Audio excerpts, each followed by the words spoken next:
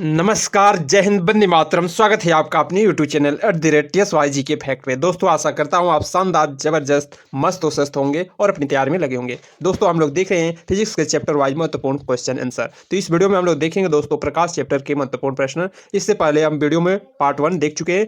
इस वीडियो में आगे के महत्वपूर्ण प्रश्न देखेंगे, तो आप इस वीडियो में पूरे अंत तक बने रहिए दोस्तों। और दोस्तों, किसी भी लक्ष्य को अचीव करने के लिए प्रत्येक दिन का एक टारगेट फिक्स कीजिए और उस टारगेट को अचीव करने में अपना पूरा दिन लगा दीजिए। कहते हैं ना दोस्तों कि जब रख हौसला वो मंजर भी आएगा, प्यासे के पास चलकर समुंदर भी आएगा। दोस्तों, जब आंखों में अरमान लिया, मंजिल को अपना मान लिया, ये मुश्किल क्या आसान क्या, अब ठान लिया तो ठान लिया, अब ठान लिया दोस्तों तो उसे करके ही छोड़ेंगे। जब तक तोड़ेंगे नहीं तब तक छोड़ेंगे नहीं। ऐसे जोश और जुनून होना चाहिए दोस्तों अपने लक्ष्य को अचीव करने में। चलिए दोस्तों, स्टार्ट करते हैं प्रकाश चैप्टर के आगे के महत्वपूर्ण प्रश्न। अगला क्वेश्चन है दोस्तों, क्वेश्चन नंबर 24 है। जब प्रकाश एक माध्यम से दूसरे माध्यम में तिरछी प्रवेश करता है तो प्रकाश के संचरण की दिशा दूसरे माध्यम में बदल जाती है। इस प्रभाव को क्या कहते हैं? क्या कहते हैं दोस्तों? तो अपवर्तन कहते हैं। ऑप्शन ए इसका करेक्ट आंसर होगा। अपवर्तन कहते हैं दोस्तों, प्रकाश का अपवर्तन कहते हैं। प्रकाश का अपवर्तन, ऑप्शन ए इसका करेक्ट आंसर होगा। आगे अगला क्वेश्चन है दोस्तों, क्वेश्चन नंबर 25 है। निम्नलिखित में से कौन से रंग की प्रकाश का प्रकीर्णन न्यूनतम होता है? क्वेश्चन नंबर 25 का आंसर क्या हो जाएगा दोस्तों? किसका प्रकाश का प्रकीर्णन न्यूनतम होता है? क्वेश्चन नंबर 25 का आंसर क्या हो जाएगा? तो ऑप्शन डी इसका करेक्ट आंसर होगा। लाल का प्रकीर्णन सबसे न्यूनतम होता है। दोस्तों, प्रकाश का प्रकीर्णन क्या होता है? प्रकाश का प्रकीर्णन क्या होता है? तो जब प्रकाश किसी ऐसे माध्यम से गुजरता है जिसमें धूल तथा अन्य पदार्थों के अत्यंत सूक्ष्म कण होते हैं, तो इसके द्वारा प्रकाश सभी दिशाओं में प्रसारित होते हैं। इस घटना को ही प्रकाश का प्रकीर्णन कहते हैं। बैगनी रंग का प्रकाश का प्रकीर्णन सबसे अधिक होता है दोस्तों, ध्यान रखिएगा। बैगनी रंग की प्रकाश का प्रकीर्णन सबसे अधिक तथा लाल रंग की प्रकाश का प्रकीर्णन सबसे कम होता है। और आकाश का नीला रंग प्रकाश के प्रकीर्णन के कारण होता है। ध्यान रखिएगा दोस्तों, कई बार एग्जाम पूछा गया है कि प्रकाश का प्रकीर्णन जो होता है, आकाश का रंग नीला प्रकाश के प्रकीर्णन के कारण होता है। अगला क्वेश्चन देखते हैं दोस्तों। हीरे का पूर्ण अपवर्तनांक सूचांक कितना होता है दोस्तों? क्वेश्चन नंबर 26 का आंसर क्या हो जाएगा? तो दोस्तों, क्वेश्चन नंबर 26 का आंसर क्या होगा? तो ऑप्शन सी इसका करेक्ट आंसर होगा। 2.42 होगा दोस्तों। अगला क्वेश्चन है दोस्तों, क्वेश्चन नंबर 27 है। सूर्य का प्रकाश पृथ्वी पर किस प्रक्रिया से पहुंचता है? किस प्रक्रिया से पहुंचता है दोस्तों? क्वेश्चन नंबर 27 का आंसर क्या हो जाएगा दोस्तों? तो चालन या संवहन या विकिरण। तो किस माध्यम से दोस्तों सूर्य का प्रकाश पृथ्वी पर किस प्रक्रिया से पहुंचता है? तो विकिरण माध्यम से पहुंचता है दोस्तों। ऑप्शन सी इसका करेक्ट आंसर होगा दोस्तों। अगर ये वीडियो अच्छी लग रही है दोस्तों तो अपने भाइयों बहनों सभी में से शेयर कीजिए दोस्तों। और आने वाले जितने भी एग्जाम है दोस्तों, UP police, Bihar police, Madhya Pradesh police, UP PCS, RO, railway, bank, SSC, सारे एग्जामों के लिए दोस्तों ये टॉप सिलेक्टिव क्लास है। तो आप इस वीडियो में पूरे अंत तक बने रहिए और सारे क्वेश्चन का आंसर देते चलिए दोस्तों। अगला क्वेश्चन देखते हैं दोस्तों। ट्रैफिक सिग्नल में लाल प्रकाश का उपयोग होता है, क्यों होता है? ट्रैफिक सिग्नल में लाल प्रकाश का उपयोग क्यों होता है? क्वेश्चन नंबर 28 का आंसर क्या हो जाएगा दोस्तों? क्वेश्चन नंबर 28 का आंसर क्या होगा? तो ऑप्शन ए दोस्तों, रक्त का रंग लाल होता है या जानवर लाल रंग पहचान सकते हैं। लाल रंग में न्यूनतम विक्षेपण होता है। ऑप्शन सी इसका करेक्ट आंसर हो जाएगा दोस्तों। ऑप्शन सी इसका करेक्ट आंसर होगा। ट्रैफिक सिग्नल लाल प्रकाश का उपयोग होता है क्योंकि लाल रंग के न्यूनतम विक्षेपण होता है। ऑप्शन सी इसका करेक्ट आंसर होगा दोस्तों। प्रकाश जो होती है, प्रकाश के प्रति व्यवहार के आधार पर दोस्तों निम्न भागों में बांटा गया है। ध्यान रखिएगा कौन कौन है दोस्तों। प्रदीप्त वस्तुएं, प्रतिदीप्त वस्तुएं क्या होती है दोस्तों? तो वे वस्तुएं जो स्वयं की प्रकाश से प्रकाशित होती है, वे वस्तुएं जो स्वयं के प्रकाश से प्रकाशित होती है उसे क्या कहते हैं? प्रतिदीप्त वस्तुएं कहते हैं। जैसे कि सूर्य हो गया, विद्युत बल्ब हो गया आदि ऐसे होते हैं दोस्तों।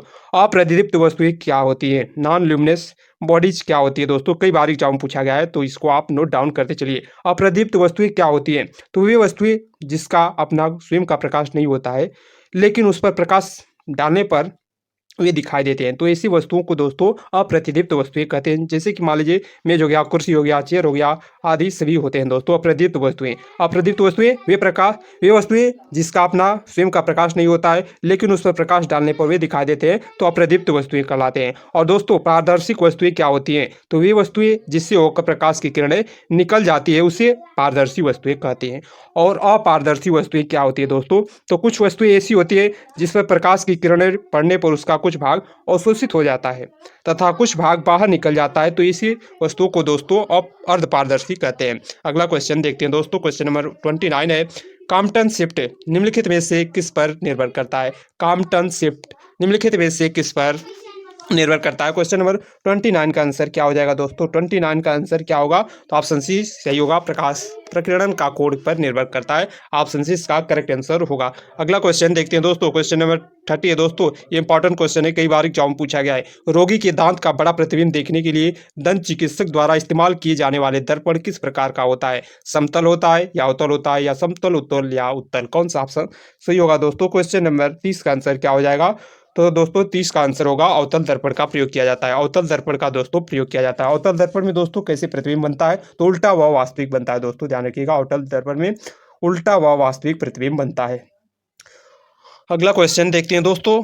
अगला क्वेश्चन है, निम्नलिखित में से किसका अपवर्तनांक अधिक होता है? किसका अपवर्तनांक अधिक होता है? क्वेश्चन नंबर 31 का आंसर क्या होगा? हीरा का या बर्फ का या मणिक का या कार्बन का? किसका अपवर्तनांक अधिक होता है? क्वेश्चन नंबर 31 का आंसर क्या हो जाएगा दोस्तों? क्वेश्चन नंबर 31 का आंसर क्या होगा? तो हीरा का अपवर्तनांक सबसे अधिक होता है। ऑप्शन ए इसका करेक्ट आंसर होगा। ये भी क्वेश्चन दोस्तों कई बार एग्जाम में पूछा गया है।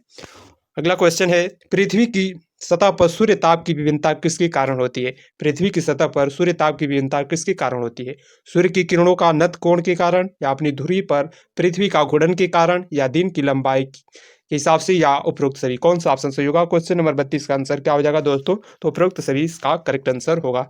अगला क्वेश्चन है दोस्तों, क्वेश्चन नंबर 33 है दोस्तों, एक मानक स्रोत के रूप में किसी अज्ञात स्रोत से निर्मित प्रकाश की तीव्रता को मापने के लिए किस उपकरण का प्रयोग किया जाता है? किस उपकरण का प्रयोग किया जाता है दोस्तों? एक मानक स्रोत के रूप में किसी अज्ञात स्रोत से निर्मित प्रकाश की तीव्रता को मापने के लिए किस उपकरण का प्रयोग किया जाता है? फोटोमीटर या कैलिपर्स का या एमीटर का या डायनोमीटर? कौन सा ऑप्शन सही होगा? क्वेश्चन नंबर 33 का आंसर क्या हो जाएगा दोस्तों? तो फोटोमीटर का प्रयोग किया जाता है।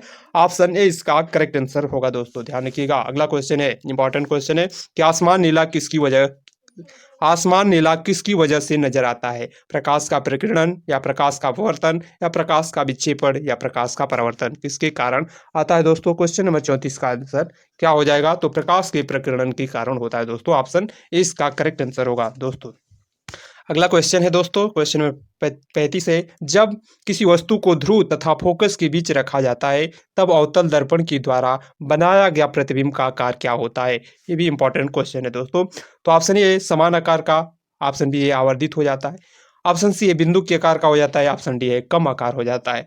कौन सा ऑप्शन सही होगा? क्वेश्चन नंबर 35 का आंसर क्या हो जाएगा? तो आवर्धित होता है। ऑप्शन 20 का करेक्ट आंसर होगा दोस्तों। ऑप्शन 20 का करेक्ट आंसर हो जाएगा। अगला क्वेश्चन देखते हैं। क्वेश्चन नंबर 36 है, आंख में प्रकाश किरणें बाहरी पारदर्शी संरचना के माध्यम से आंख के सामने स्थित कौन सा भरा जाएगा में प्रवेश करती है? किसमें प्रवेश करती है? आंख में प्रकाश किरणें बाहरी पारदर्शी संरचना के माध्यम से आंख के सामने स्थित में प्रवेश करती है। किस में प्रवेश करती है? लेंस से या आइरिस से या कार्निया या ऑप्टिकल तंत्रिका से? कौन सा ऑप्शन सही होगा? क्वेश्चन नंबर 36 का आंसर क्या हो जाएगा? तो कार्निया से प्रवेश करती है। ऑप्शन सी इसका करेक्ट आंसर होगा। अगला क्वेश्चन है कि उस घटना का नाम क्या है जो कि प्रकाश की प्रकीर्णन से जिसमें किसी पर्वत के शीर्ष पर सूर्योदय और सूर्यास्त के दौरान एक हल्का लाल या नारंगी होता है? किसके कारण होता है दोस्तों? क्वेश्चन नंबर 37 का आंसर क्या हो जाएगा? तो दोस्तों ऑप्शन सी इसका सही होगा, अल्पेनलोग के कारण। अगला क्वेश्चन है, सूर्य द्वारा उत्सर्जित प्रकाश का रंग क्या होता है? सूर्य द्वारा उत्सर्जित प्रकाश का रंग क्या होता है? पीला, नारंगी या लाल या सफेद? कौन सा ऑप्शन सही होगा? क्वेश्चन नंबर 38 का आंसर क्या हो जाएगा दोस्तों? तो सफेद होता है। अगला क्वेश्चन है कि दो दर्पणों द्वारा बनाई गई छवि की कुल संख्या कितनी होती है जो कि 120 अंश से एक दूसरे को झुकी हुई है? तो कितनी दोस्तों छवि दिखाई देती है? क्वेश्चन नंबर 39 का आंसर क्या हो जाएगा? तो दोस्तों 3 दिखाई देती है। ऑप्शन डी इसका करेक्ट आंसर होगा।